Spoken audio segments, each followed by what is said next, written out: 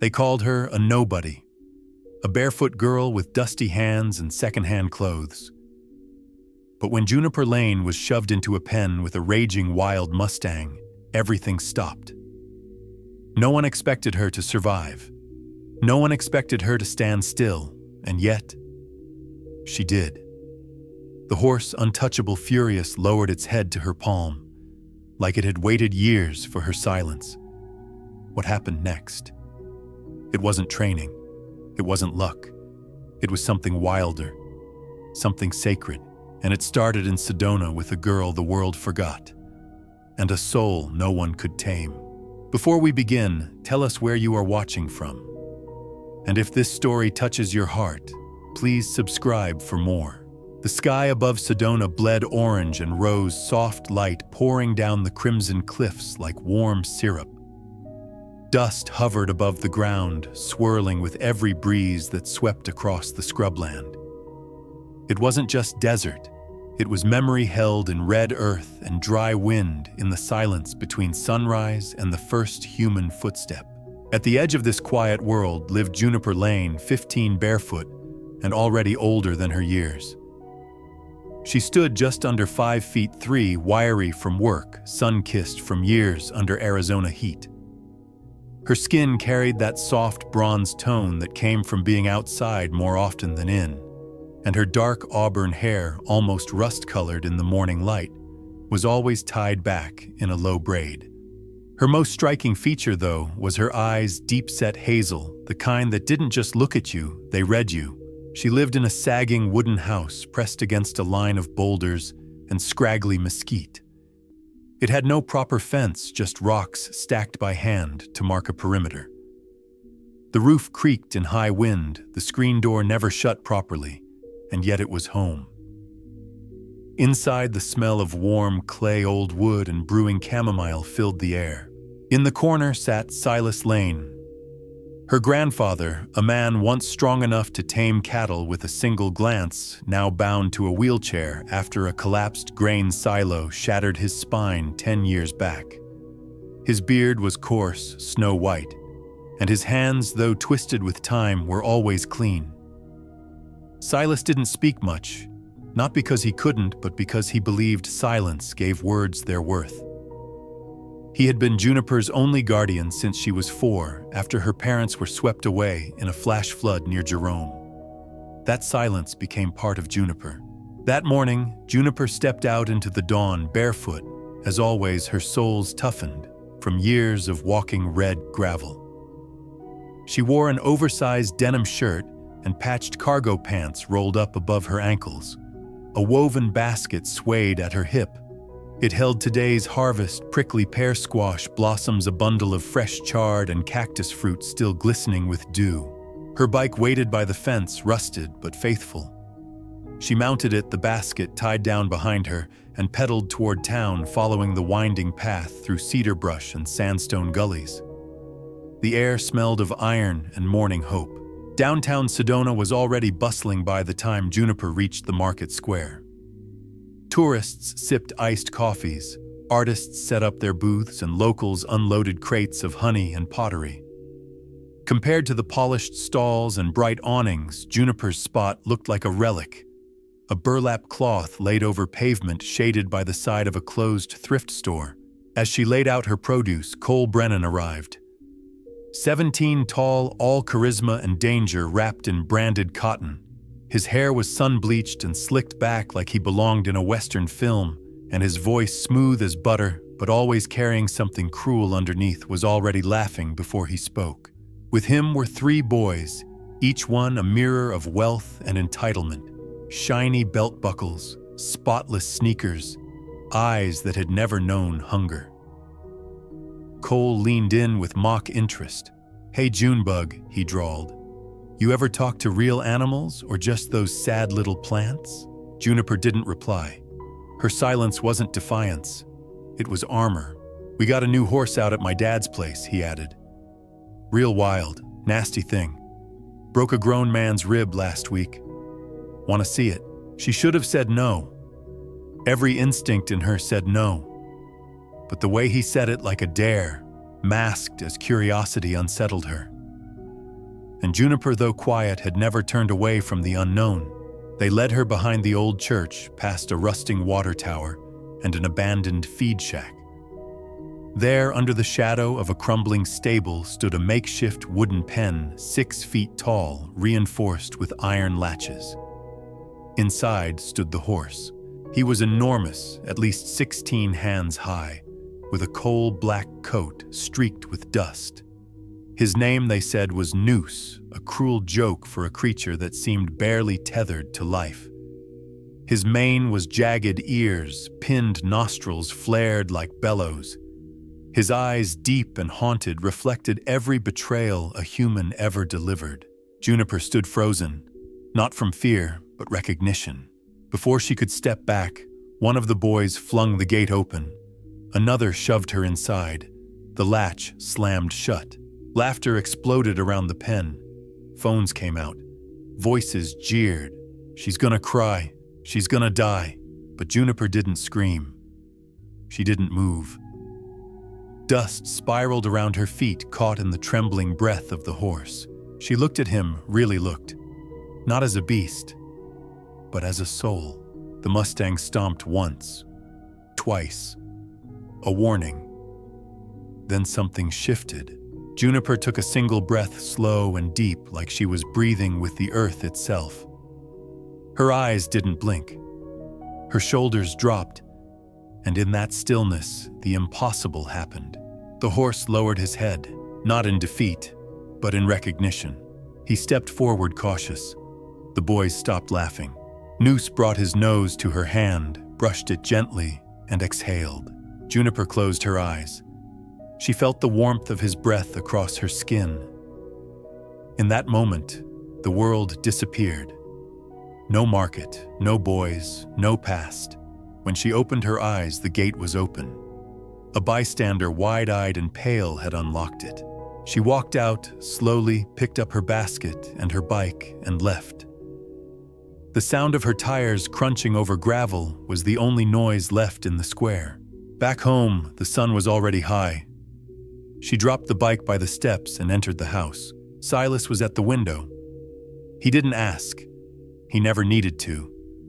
He just reached over and lit the stove. The familiar smell of chamomile returned. Juniper sat beside his chair, eyes glassy, chest tight. When the steam rose and the room warmed, the first tear rolled down her cheek. Silas reached out with a shaking hand and brushed her hair back. "That horse saw you," he said simply. Juniper nodded, once then leaned into his lap like she was 5 years old again, and the world hadn't yet learned to hurt her. By noon the next day, Sedona was already humming with a nervous kind of heat, the kind that made cicadas scream and whispers travel faster than sound. What happened in that pen behind the old church was no longer just a local prank. It had become a wildfire of opinion, outrage, and speculation. Someone had filmed the moment, the stillness, the breath, the Mustang's bowed head, and uploaded it to social media with a caption that read, "Desert Witch tames a demon horse with her stare." The video exploded within hours. By the time Juniper arrived at school the following Monday, she was no longer invisible. She was infamous. The front steps were quieter than usual, but not empty. A group of students clustered near the entryway, eyes locked on their phones. Whispers flickered between them like static.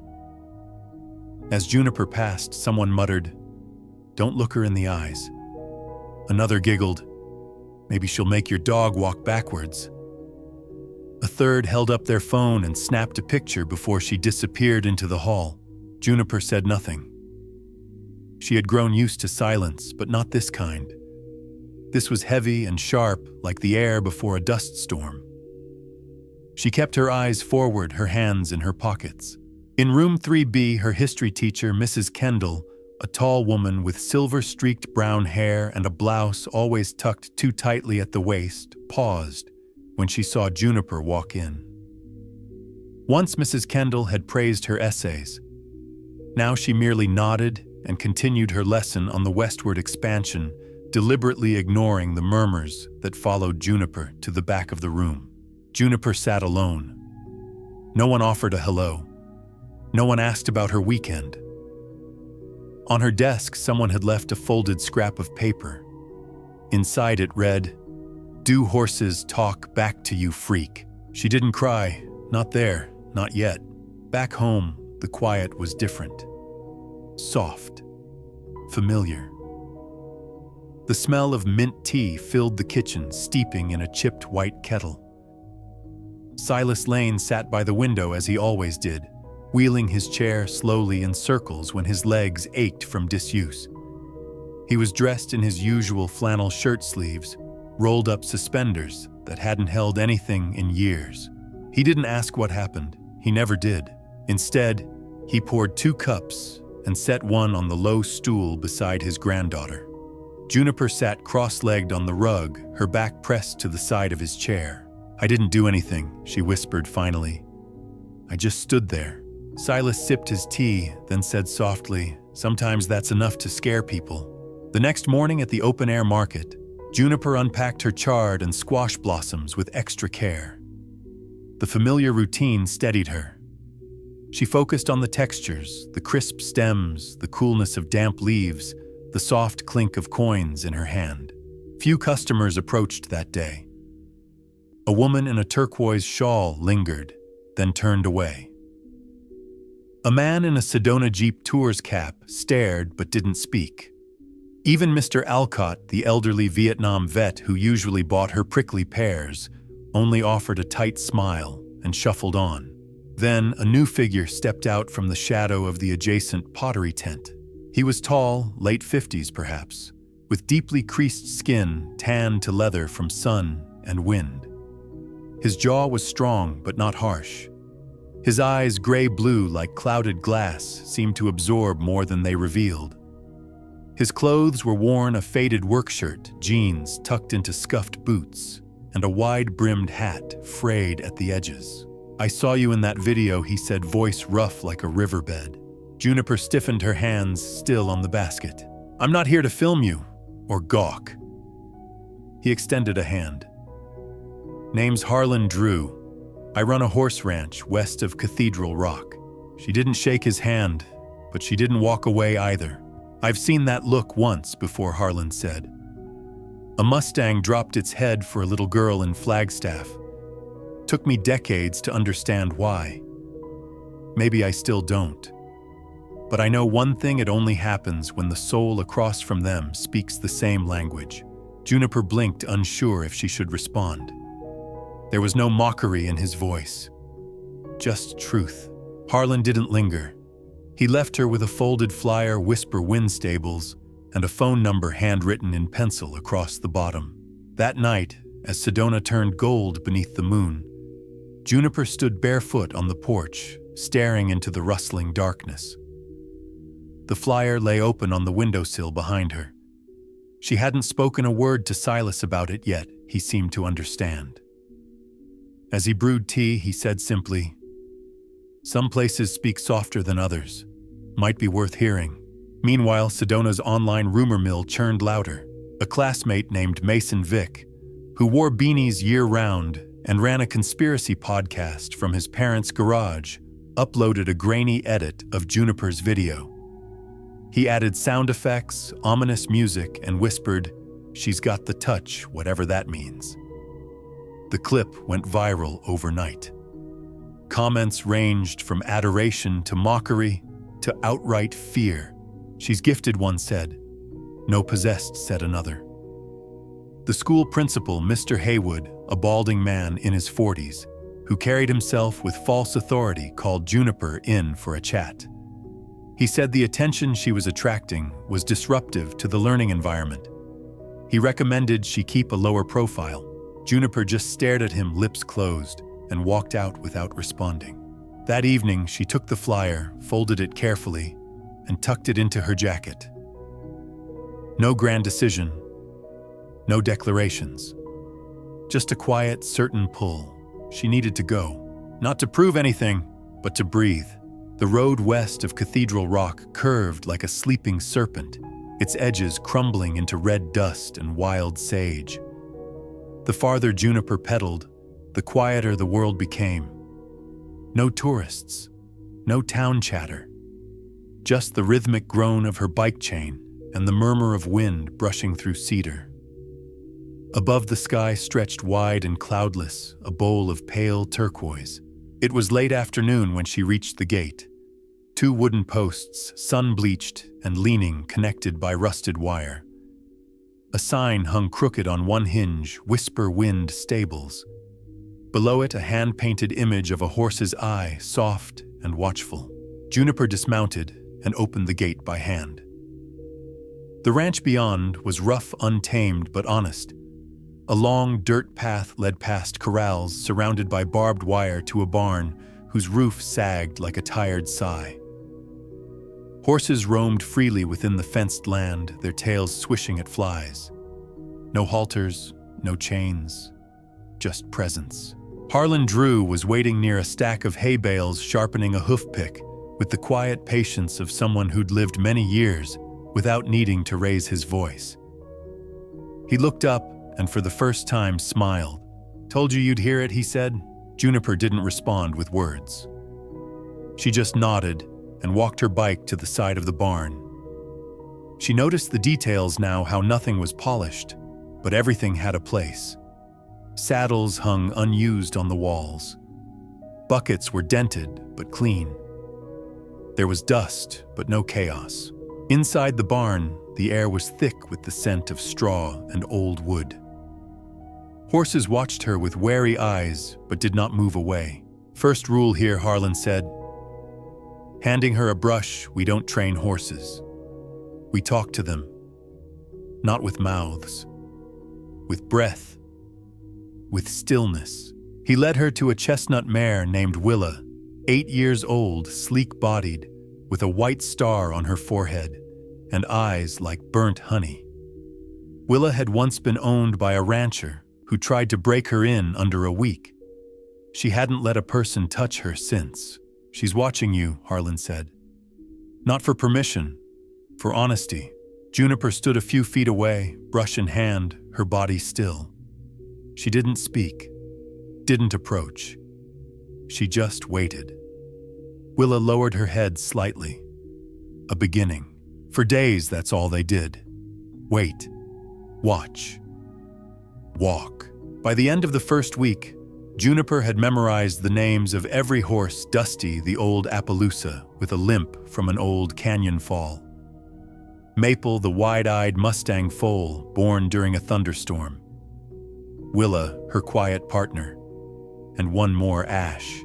Ash was the black Mustang from the pen.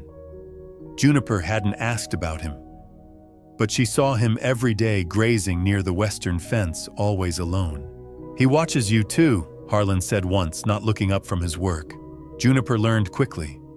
Harlan taught her the walk, slow, steady, respectful. The open palm, the soft exhale, a presence that said, "I'm here if you want me to be." She also helped with chores, mucking stalls, refilling water troughs, from the creaking well mending a section of split fence. Every task was quiet. Harlan wasn't a man of instructions. He showed her once, then left her to it. One afternoon, while cleaning the tack room, Juniper met Nina Torres, Harlan's neighbor and the ranch's occasional helper.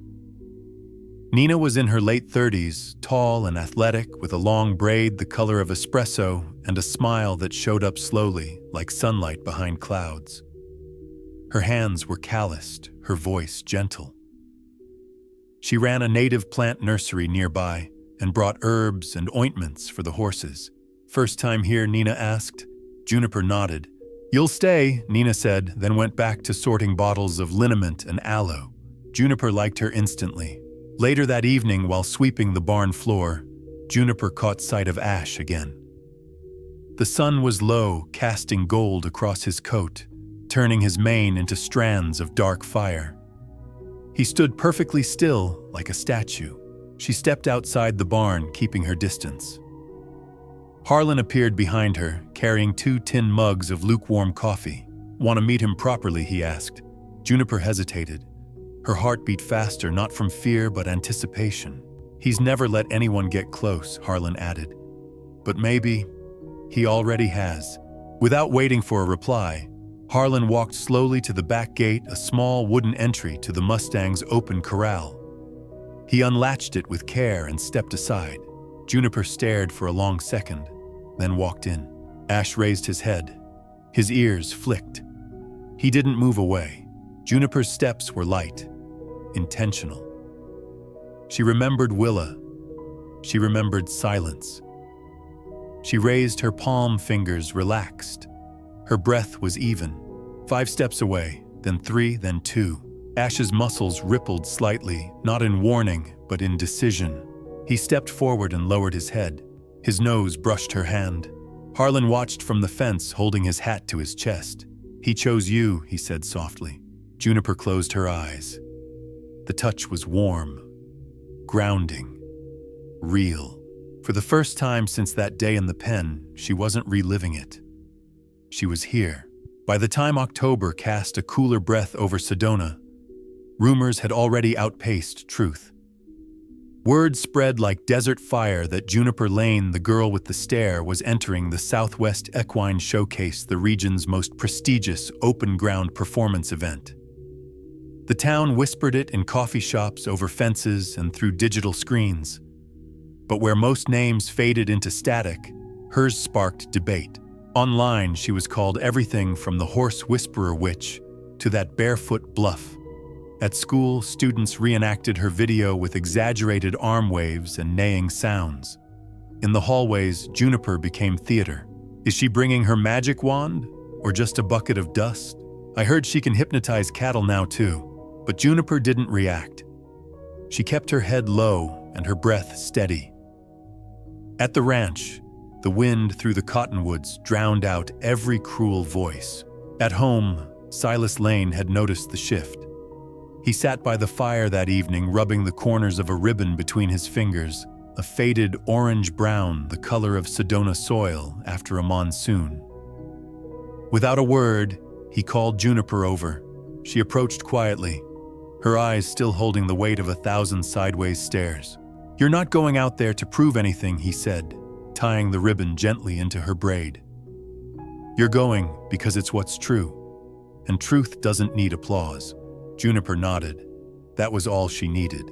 The day before the event, she arrived at the ranch early. Ash stood waiting near the edge of the corral, his black coat brushed and gleaming under a morning sun that painted everything gold. His mane had grown longer since their first meeting, wind-tangled and proud. He looked stronger now, still wild but willing, still flame but with direction. Juniper brushed him slowly, her fingers tracing the same patterns she had practiced silently every day. No reins, no saddle, just rhythm and a shared understanding born not of commands, but of presence. Harlan watched from the barn doorway. His arms were crossed, but there was a softness to his stance. His eyes, often heavy with memory, held something else, now hope, maybe pride. "You ready?" he asked. "I don't think ready matters," Juniper replied. "But we'll go." They traveled in Harlan's old truck, the kind with a cracked windshield and faded green paint. Ash rode calmly in a borrowed trailer, its floor padded with hay and pine shavings. The road to the fairgrounds was long and winding, dotted with banners and signs. "Welcome to the 31st Annual Showcase," read one. "Greatness begins in the saddle," read another. Juniper smiled faintly. She would arrive with no saddle at all. The event grounds were sprawling, a converted rodeo stadium just east of Flagstaff. White tents dotted the dirt lot. Prize horses clopped in silver trailers. Cowboys in starched shirts and polished boots stood beside mares with coats that shimmered like polished brass. Juniper stepped down in dusty jeans and a plain white shirt. Her boots scuffed, her hair tied back with Silas's ribbon. A few heads turned. A cluster of teenage competitors near the registration desk snickered. "There she is," the barefoot conjurer, one said. "She'll probably make the horse levitate." Harlan ignored them. So did Juniper. A volunteer in a red vest, Dana Harper, greeted them. She was in her late 20s, short with freckles and fiery red curls tied into a bun.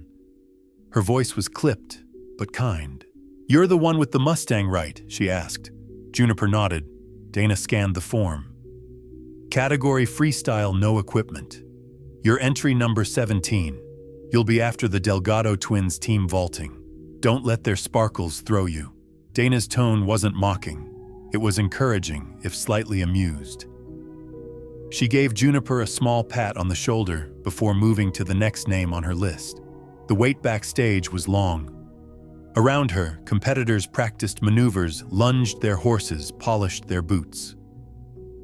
Juniper sat quietly on a bale of straw, her hands resting on Ash's shoulder.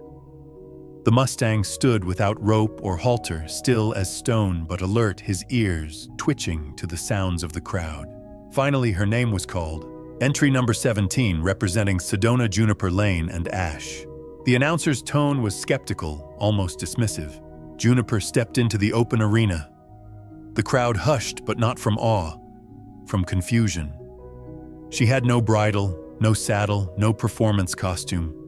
Just her and the black Mustang walking side by side under a sky the color of slate. She walked in a wide circle. Ash followed. She stopped. He stopped. She turned. He pivoted with her.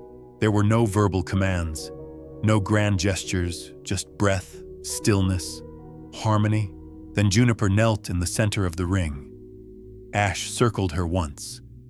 Then, with the gentleness of falling dusk, lowered himself beside her, folding his legs carefully into the dirt. His head rested beside her knees. The silence in the arena turned sacred. Even the announcer didn't speak. When Juniper stood, she placed a hand over her heart, nodded to the crowd, and walked out. Ash followed without a signal. Only then did the applause come. Not the polite kind, but thunderous, slow at first, then erupting like rain after drought. Spectators stood. Even the judges, known for their stoicism, rose from their seats. Among them sat Derek Calloway, a nationally recognized trainer and judge in his 50s, lean salt and pepper hair, and a reputation for perfectionism.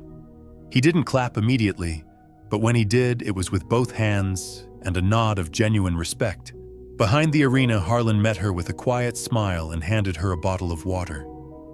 He didn't say anything. He didn't need to. Juniper drank, then leaned against the trailer, her hands still shaking, not from fear, but from something deeper.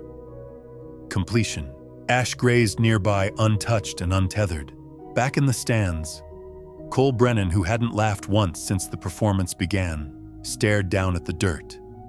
No snark, no smirk, just the sinking feeling of a boy watching the world shift away from his grip. The morning after the showcase, Sedona awakened to a new hum. Not of gossip this time, but reverence. The local paper ran a front-page photo of Juniper and Ash, mid-performance, their silhouettes captured in the sunlit dust, like a mural from an older world. The headline read, "No saddle, no fear." The clip of their routine had already amassed thousands of views overnight. By the end of the week, it hit nearly 1 million. It wasn't the visuals that struck people, it was the silence. A silence so alive it made people lean in, not scroll past.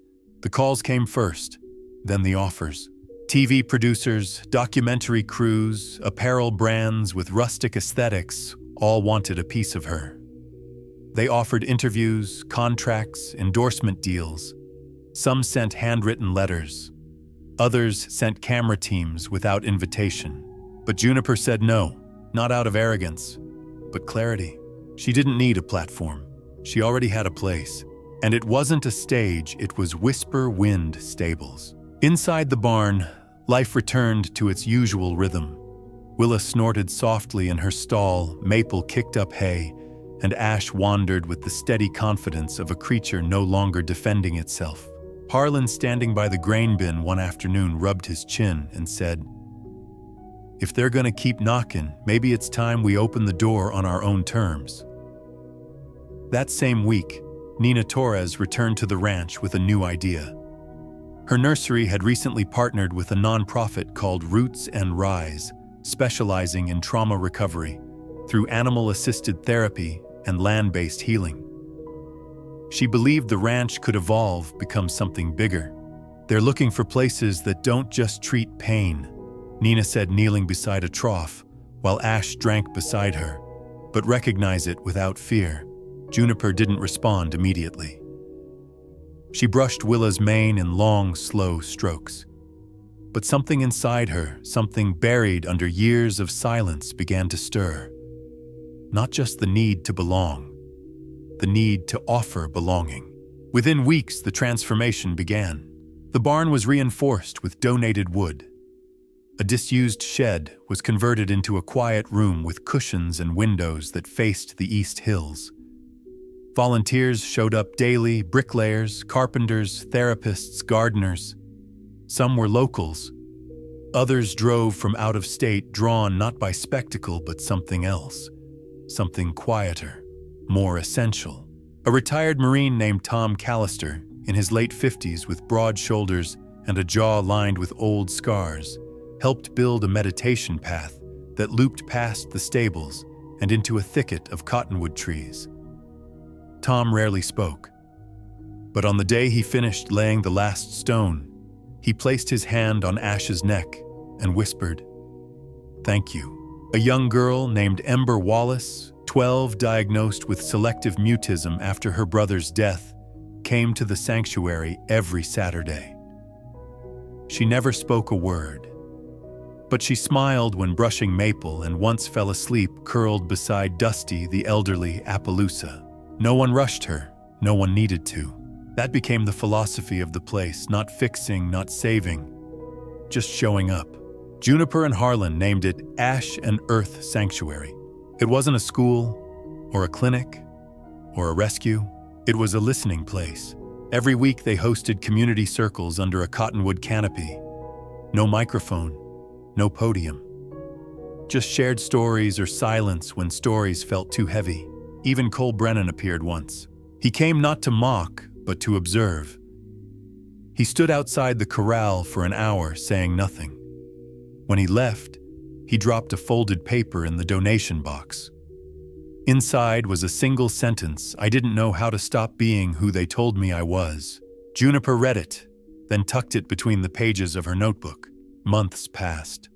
Autumn bled into winter, and Sedona's cliffs glowed ember red beneath a brittle sky. The ranch continued to grow, not in size but in soul. One afternoon, Silas asked Juniper to wheel him to the old school building. She thought it strange he rarely left the ranch anymore. When they arrived, she understood. The brick wall facing the street had been painted over. A new mural stretched wide across its surface: Juniper and Ash walking side by side beneath a Sedona sky, and beside them a young child holding their hand. The style was soft, almost watercolor-like, and signed by the 8th grade class of that year. The principal, Mr. Haywood, now less stiff in his demeanor, stood nearby, clearing his throat. It was the students' idea, he said. They wanted to remember something honest. Silas looked at the mural a long time. Then he reached for Juniper's hand, his fingers curling around hers like roots to soil. "You became everything I never had the courage to imagine," he whispered. Juniper didn't answer. She didn't need to.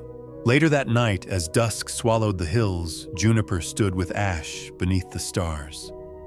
No crowd, no cameras. Just the wind brushing through juniper trees and the steady heartbeat of the earth. Ash lowered his head, pressing his forehead lightly to hers.